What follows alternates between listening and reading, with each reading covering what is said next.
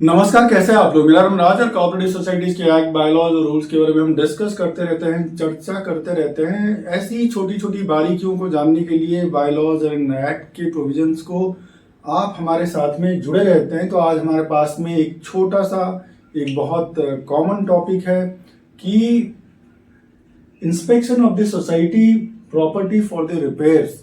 कई बार ऐसा होता है कि ऊपर का फ्लैट है, नीचे का फ्लैट है, या कंपाउंड वॉल है, या जनरेटर रूम है, या मान लेते हैं कि डक्ट स्पेस है, डक्ट स्पेस किसी के रूम के साथ अटैच्ड है, वहां पे गटर के इश्यूज हो गए, या दोनों फ्लैट के बीच में लीकेज के इश्यू हो गए, या बिल्डिंग के साइड के वॉल से लीकेज के इश्यूज हो गए, आपके घर उसमें अफेक्टेड होते हैं।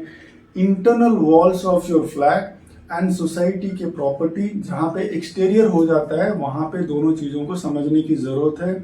तो सोसाइटी के रूल्स कहाँ पे, कहीं के पे 7th फ्लोर में किसी का फ्लैट रहता है और उसके ऊपर कोई फ्लोर्स नहीं है, छत है उसके ऊपर, और वहां से ऊपर से लीकेज हो रहा है, और आपके फ्लैट में ऊपर पानी की टंकी की वजह से या किसी और चीज स्टैग्नेंसी ऑफ वाटर की वजह से, किसी ना किसी रीजन की वजह से आपके फ्लैट में लीकेज हो रहा है। तो ऐसी चीजों में क्या आपको वो कराना पड़ेगा, सोसाइटी को कराना पड़ेगा? इंस्पेक्शन कौन लेगा? क्या चेयरमैन आके इंस्पेक्ट करेगा, या सोसाइटी का मैनेजिंग कमेटी का कोई भी मेंबर आके इंस्पेक्शन कर सकता है? तो यही चीजों को जानने की हम कोशिश करेंगे जो बायलॉज नंबर 156 में दिया गया है। तो ये इस टाइप के जब भी मुद्दे आ जाते हैं, किसी भी सोसाइटी के मेंबर्स का कंप्लेन आ जाता है, कोई मैनेजिंग कमेटी का मेंबर भी कंप्लेन कर सकता है, and based on that complaint इसमें secretary of the society with due intimation क्या कर सकता है, वो स्पेसिफाइड जगह में जाके उसका इंस्पेक्शन कर सकता है। और जहां पे अगर किसी वो मेंबर्स की फ्लैट है तो उसको ड्यू इंटीमेशन देने के बाद वहां पे भी जाके वो इंस्पेक्शन कर सकता है। और उस फ्लैट के जो ओनर है उनको कोऑपरेट करना चाहिए, उनको असिस्ट करना चाहिए, और उनको कोई भी अनड्यू प्रॉब्लम्स क्रिएट नहीं करना चाहिए, क्योंकि जो सोसाइटी का सेक्रेटरी है वो अपना काम कर रहा है और बायलॉज के प्रोविजंस के हिसाब से ही वो अपना काम कर रहा है। तो on receipt of the complaint society का सेक्रेटरी क्या करेगा, वो जाएगा किसके लिए, about the maintenance of the property of the society. जब ऐसी कंप्लेन आ जाती है तो he will go for the inspection, तो secretary will go for the inspection. ठीक है। और ऐसा कंप्लेन कहां से आ सकता है, from any member of the society और हिज ओन मोशन में भी, अगर उसको ऐसा लगे, ठीक है, चलते फिरते भी उसने कहीं पे देखा, इस टाइप के मैटर उसके नॉलेज में आया अपने सर्कल से कि किसी घर में ऐसे इशू है, सोसाइटी के कंपाउंड में ऐसे इशू है, सोसाइटी प्रीमाइसेस के अंदर जो common property of the society है जिसकी वजह से लोग अफेक्ट हो सकते हैं। मान लीजिए कि कहीं पे जैसे आप वॉकिंग एरिया है, उसमें कहीं पे टॉयलेट या बाथरूम है, वहां जहाँ पे लोग अपने, ठीक है, उसे यूज करते हैं यूरिनल के लिए, वहां पे इश्यूज है, वहां पे मेंटेनेंस के इश्यूज हो गए, दीवार गिरने लगी है, या वहां पे कुछ और टाइल्स को रिपेयर करने की जरूरत पड़ जाएगी, तो वहां पे ऑन हिज ओन मर्सन, या मतलब सुओ मोटो, वो जाके वहां पे इंस्पेक्शन कर सकता है।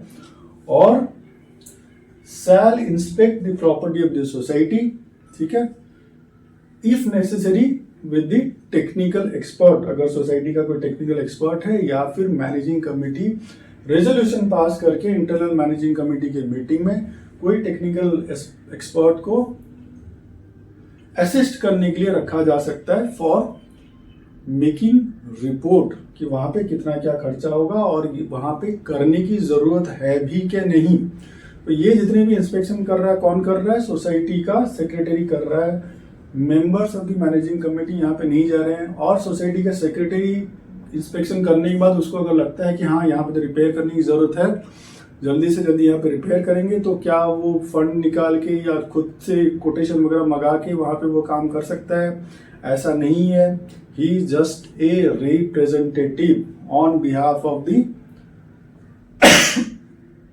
members of the managing committee who had been duly elected by the members of the society।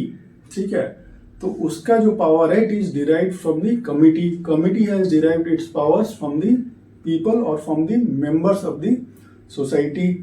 तो he has to present his findings before the managing committee, और मैनेजिंग कमिटी क्या करेगी फिर, जो रिपोर्ट सेक्रेटरी बनाएगा उस रिपोर्ट को discuss करेगी और ये फाइंड आउट करने की कोशिश करेगी क्या वहां पे एक्चुअली रिपेयर करने की जरूरत है। अगर सेक्रेटरी 8 बिल्डिंग का उसने इंस्पेक्शन किया या 8 जगह में लोकेशंस पे उसने इंस्पेक्शन किया और 3 में ही करने की जरूरत है, मैनेजिंग कमेटी को 3 ही जगह लगती है, तो 3 ही जगह के लिए अप्रूव किया जाएगा। और फिर उसके बाद मेजर और माइनर रिपेयर के हिसाब से क्या सोसाइटी मैनेजिंग कमेटी बिना जनरल बॉडी में जाके उसको करा सकती है तो कराएगी, और जनरल बॉडी में जाना पड़ेगा तो वैसे एजेंडे को लिया जाएगा। इंटरनल मैनेजिंग कमेटी के मीटिंग में अप्रूव होने के बाद it will go to the general body meeting, और जनरल बॉडी में अप्रूव होने के बाद ऐसे रिपेयर्स को किया जाएगा।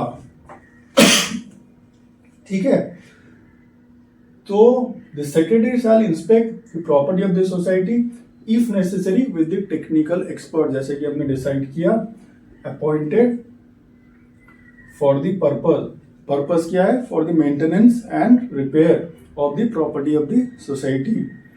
फ्रॉम टाइम टू टाइम, जब जब आपने स्टार्ट तो कर दिया, फिर उसके बाद कितना क्या हुआ, कितना प्रोग्रेस उसमें हो गया, तो टाइम टू टाइम जाके वो इंस्पेक्शन कर सकता है। 6 महीने के बाद, 3 महीने के बाद, 7 दिन के बाद इंस्पेक्शन कर सकता है। क्या फिर से उसमें लीकेज होना शुरू हो गया, क्या पैसा फालतू वेस्ट तो नहीं हो गया, ठीक है, या उसमें कंप्लायंस जो वर्क ऑर्डर के हिसाब से था वो फुलफिल नहीं हो रहा है, उस हिसाब से ही may have subsequent inspections also. अगर फ्लैट है तो इंटीमेट करके करना पड़ेगा। Stating the need of the repairs if necessary, consider necessary, जो कि आपको इंटरनल मैनेजिंग कमेटी के सामने रखना पड़ेगा। The committee shall consider the report made by the secretary and decide as to which of the repairs should be carried out.